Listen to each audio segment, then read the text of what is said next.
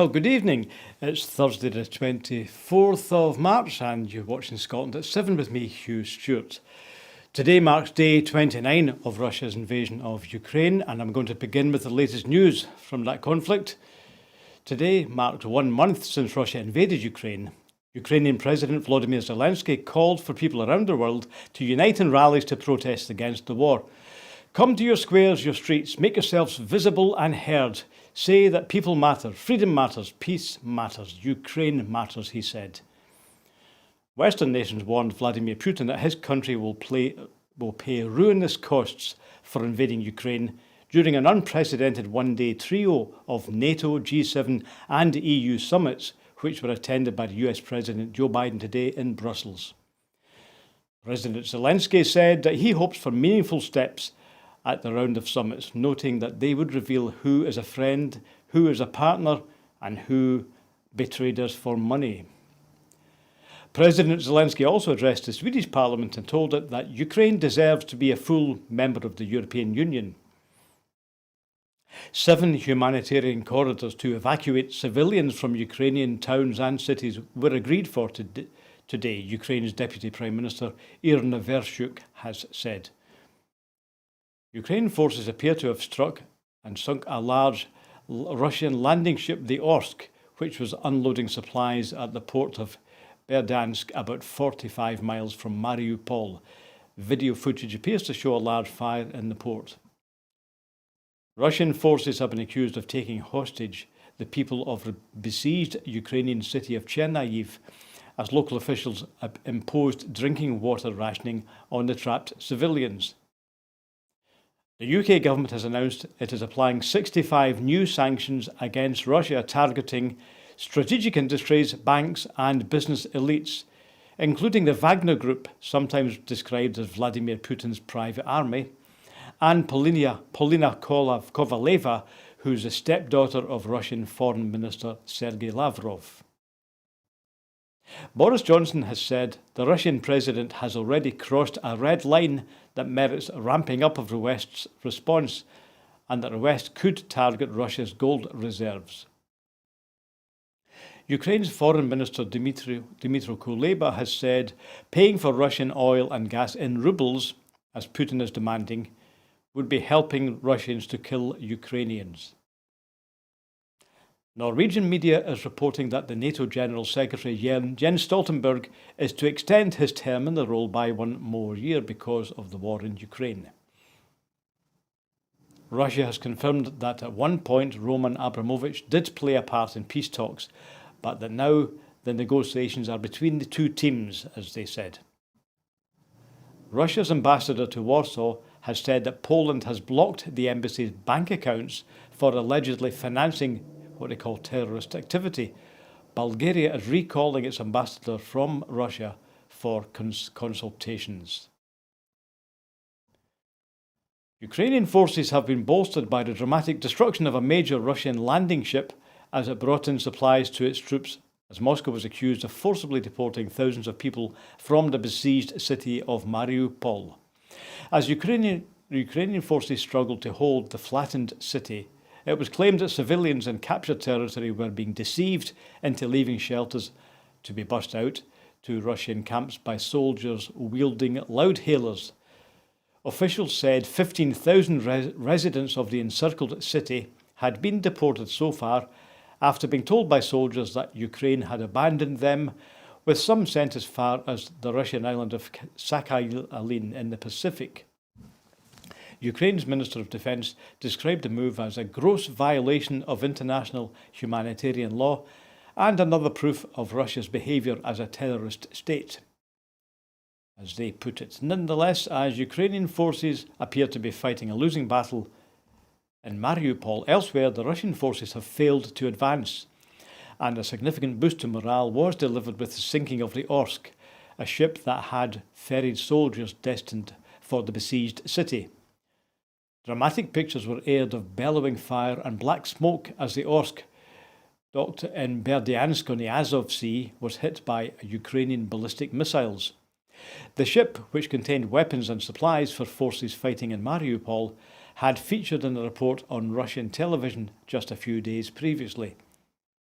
It was said to be capable of carrying 20 tanks, 45 armoured vehicles and 400 troops.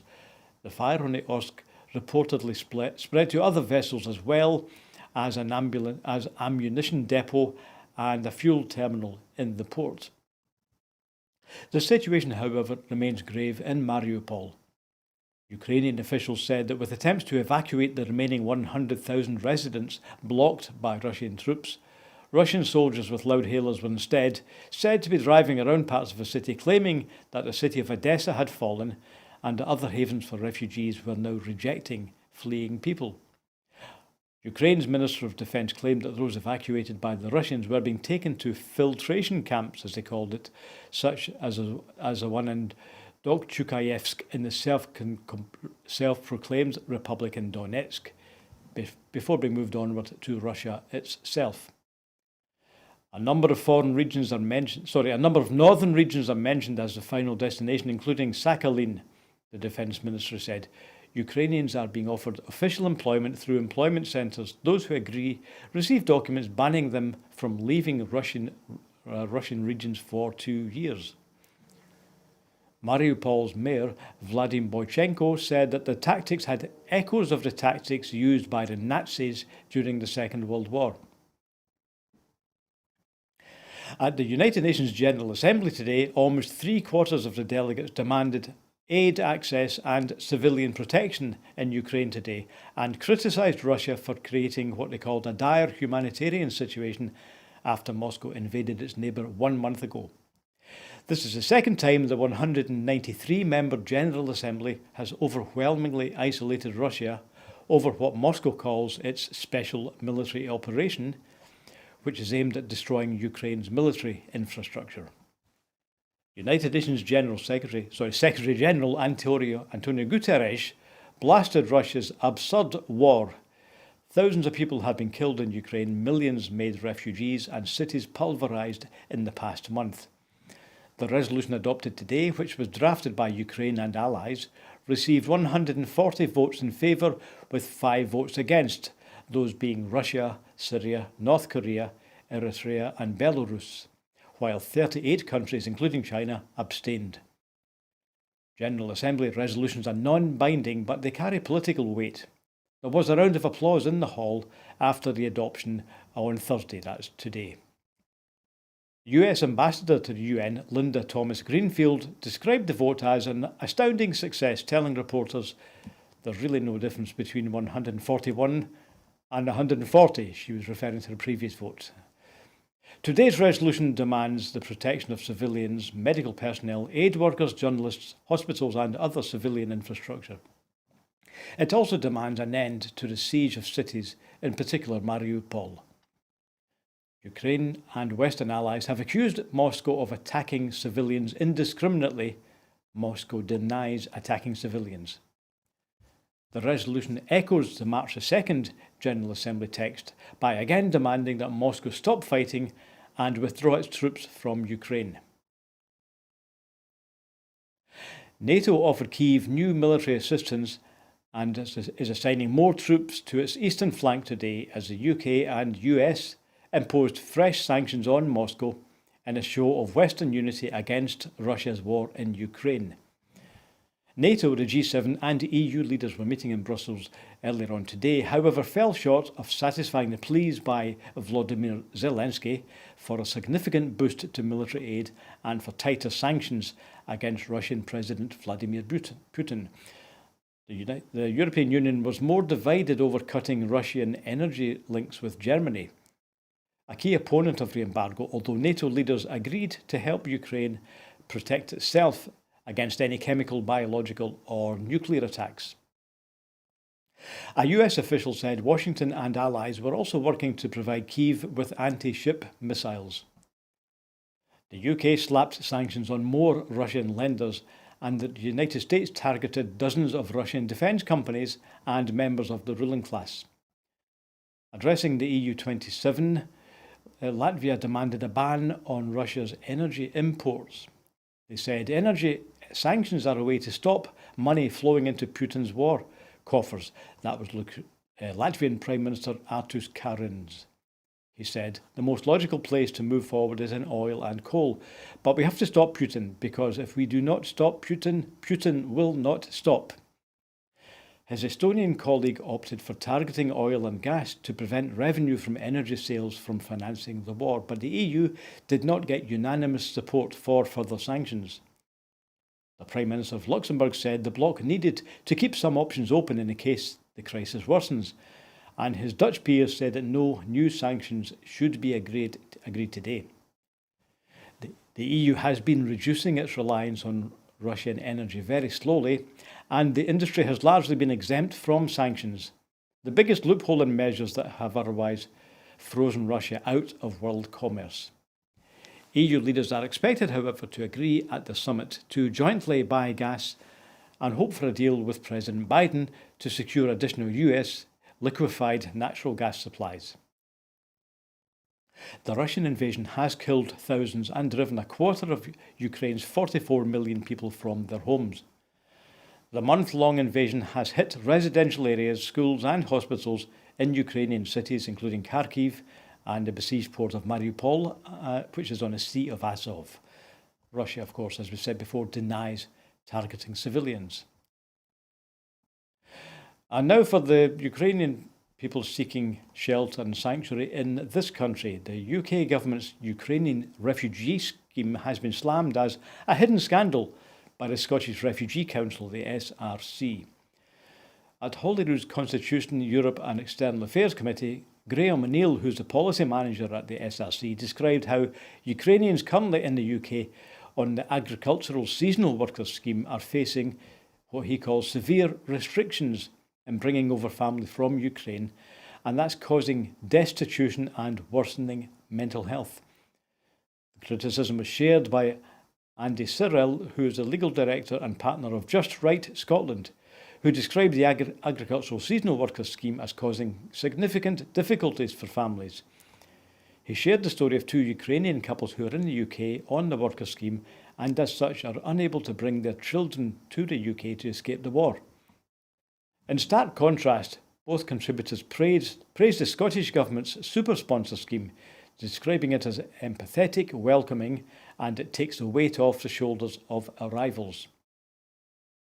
Scottish Green Party MSP Mark Ruskell highlighted that Ukrainians on seasonal work visas are still excluded from the key humanitarian schemes for refugees set up by the UK government, leaving them stuck in precarious employment, at risk of homelessness, and unable to be reunited with family from Ukraine. Commenting, the SNP's member of the Scottish Parliament, Claire Adamson, said, "It's extremely concerning to hear about the barriers placed by the Home Office in front of desperate Ukrainians who are fleeing conflict. Families in the UK are desperate to bring their loved ones here, but those who are classed as seasonal workers are being excluded from the Homes for Ukraine scheme, causing extreme distress and worry for Ukrainians living here." That was Claire Adamson, member of the Scottish Parliament. Meanwhile, Dnipro kids have arrived in Scotland. The Dnipro kids' Ukrainian children finally landed in Scotland today to welcomes from the First Minister, the Ukrainian Consulate in Edinburgh, and Ian Blackford MP. Commenting, the SNP's Westminster leader, Mr Blackford, said, "This is a deeply emotional moment for everyone involved as the Dnipro kids finally arrive in Scotland, where they will be safe, secure and well looked after. As delighted as I am to see them reach sanctuary in Scotland, we all hope that this will be a temporary stay and that peace will soon come to Ukraine so that they can safely return as they wish. Until that time, Scotland is their home for as long as they want it to be. We'll all make sure they have a warm Scots welcome. I want to thank all those involved in making this happen, including the Dnipro Kids Charity, the Ukrainian and Polish authorities, the Scottish Government, the UK Government, Virgin Atlantic and the many others who have provided support." Mr Blackford went on to say, "I hope this positive outcome for the Dnipro kids and their carers will be followed by a wider step change in policy and approach at the UK Home Office so that many more displaced children and refugees can find sanctuary in Scotland and the UK." And now moving on to measures to tackle child poverty. Social Justice Secretary Shona Robertson today presented the Scottish Government's Child Poverty Plan to Parliament. Child poverty in Scotland is projected to fall to its lowest level in nearly 30 years as the result of actions taken so far and new commitments in the second Tackling Child Poverty Delivery Plan. More than 60,000 fewer children could be living in relative poverty in 2023 compared with 2017, according to updated modelling. Shona Robertson introduced the 4-year delivery plan Best Start, Bright Futures to Parliament today. In the year 2022 to 23, this work will be supported by investment of almost £113 million, on top of funding already allocated to ongoing programmes. New actions include, firstly, employment services to support up to 12,000 parents to enter and progress into sustainable and fair work, with an initial investment of up to £81 million in 22 to 23 in employability support for parents. Secondly, increasing the Scottish child payment from £20 to £25 when the benefit is extended to all under 16s by the end of this year, 2022. This means £1,300 of support per eligible child per year. Next, the scheme will deliver a new parental transition fund to tackle the financial barriers to entering the labour market, particularly over the difficult initial period of employment, with an investment of up to £15 million each year. And fourthly, taking immediate steps to mitigate the UK government's benefit cap as fully as possible within devolved powers through discretionary housing payments. Ms Robertson said, "I am proud that our action over the past 4 years, together with those set out in this plan, are projected to deliver the lowest level of child poverty in Scotland in 30 years. We are taking immediate steps to put cash in the pockets of families. Our package of 5 family benefits for low-income families, including the increased Scottish child payment, will be worth over £10,000 by the time a family's first child turns 6. And that's a difference of more than £8,200 for every eligible child born to Scotland in comparison to England and Wales, highlighting the unparalleled support offered by this government to children across the early years." Now, on that point of comparisons with other countries in the UK, we have here the poverty map, as I've called it, which seems like a very unpleasant definition, but nonetheless, this is information from the Joseph Rowntree Foundation, and what it shows us is the percentages living in poverty. This is not just children, this is families living in poverty, and basically the dark colours mean more poverty. So the highest is in central London, ironically, where 28% are in poverty, surrounding, of course, the rest of eastern England, quite low at 19%, which is in fact the same as Scotland. So again, the light area, Scotland and Northern Ireland, have the lowest poverty. Immediately across the border, the highest is 24% on the northeast of England and 23% in the northwest. Wales also has 24% in poverty, as does the West Midlands. So in nearly all the regions of England have worse poverty than Scotland, with 2 at the same level, which is the southeast and the east of England. I should explain those figures are from 2020. That's the most recent figures that the Joseph Rowntree Foundation have available.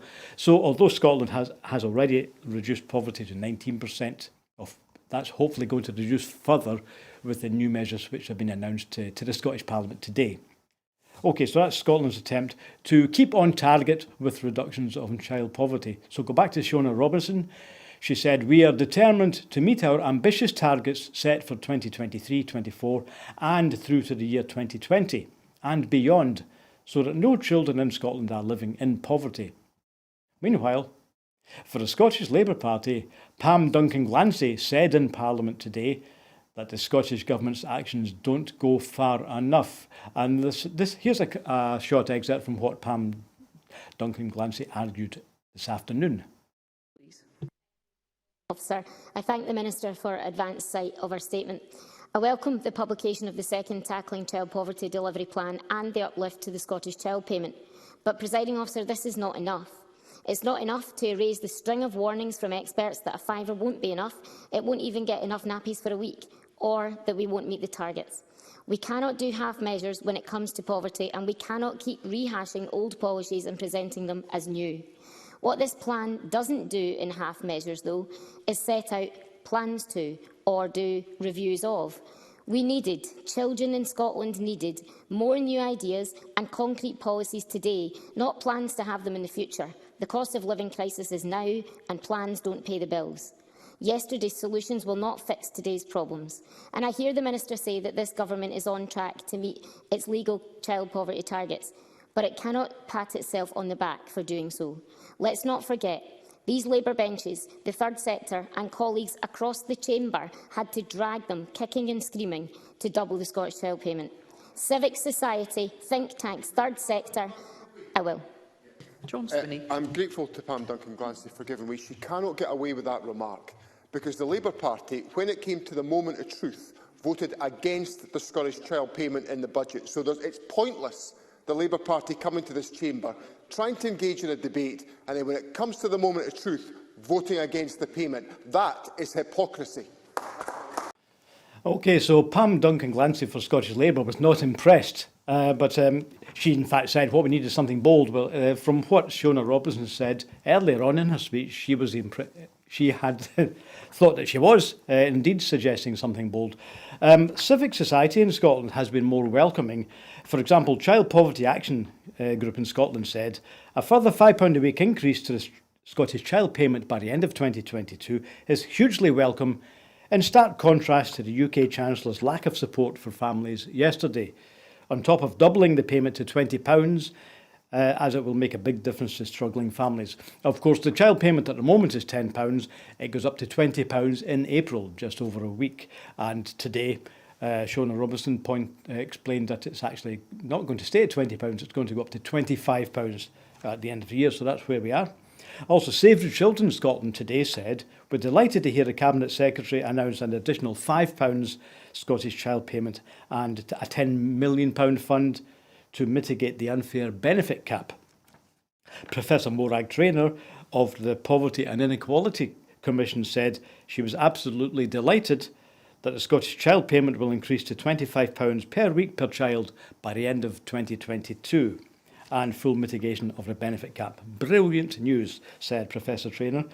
Cara Hilton of the Trussell Trust Scotland said, pleased to hear Shona Robinson commit to increasing the Scottish Child Payment further to £25 and the Scottish Government intervention to mitigate the unfair benefit cap.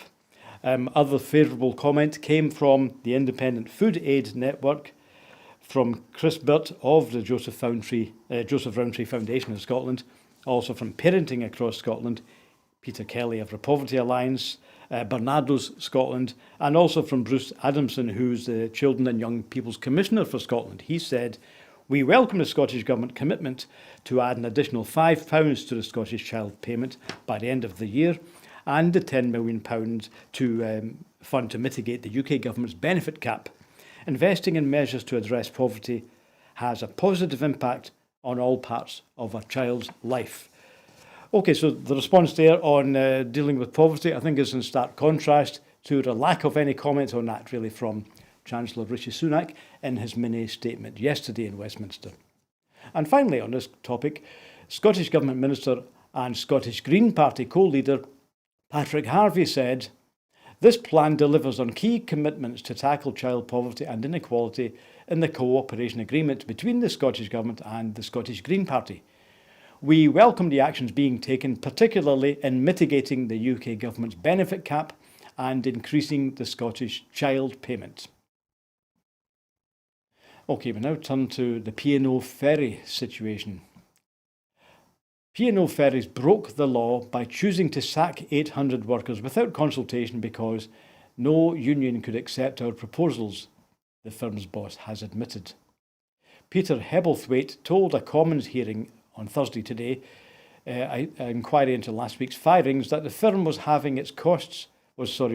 reducing its cost by half, under a new operating model, which meant international seafarers would be paid less than the minimum wage.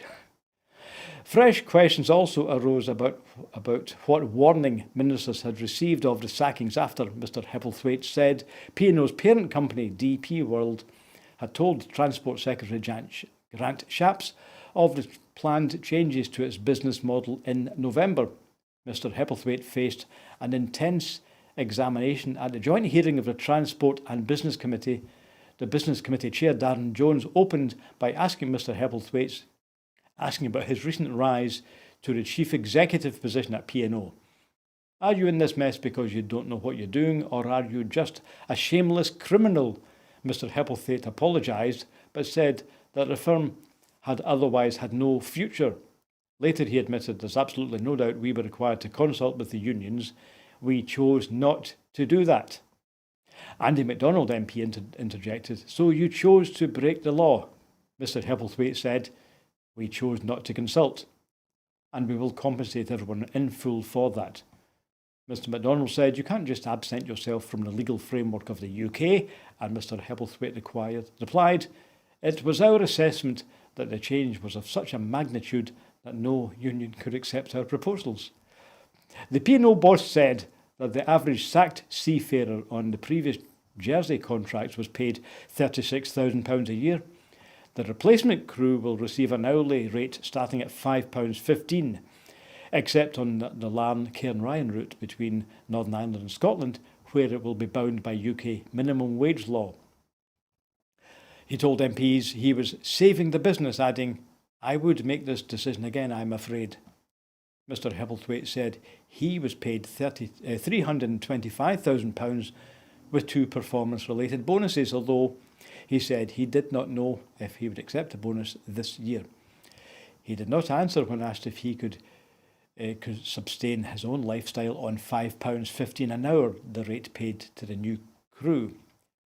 The Transport Committee Chair, Hugh Merriman, closed the hearings by describing the evidence as a tale of corporate thuggery where a huge company thinks it can break the law with impunity, adding that he hoped the government would seek swift legal remedies against P&O ferries and legislate to tighten up the law.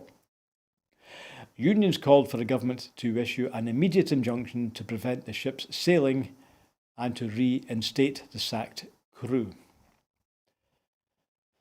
Okay, now moving on to the retail sector in Scotland.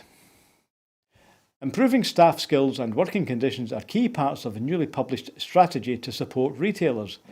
Getting the right change, a retail strategy for Scotland, outlines how Scottish Government, business leaders and trade unions can work together to unlock opportunities to grow businesses and the economy, to improve well-being and address inequality, and to support progress towards our ambitious climate change targets. Actions include developing and promoting a fair work agreement which retailers can voluntarily sign up to, and improving fair work conditions across the sector and contributing to the reduction of in-work poverty. Working with Skills Development Scotland and other partners on a skills audit and action plan to support retail reskilling or upskilling as jobs change, for example due to technology like self-scan checkouts and online ordering systems.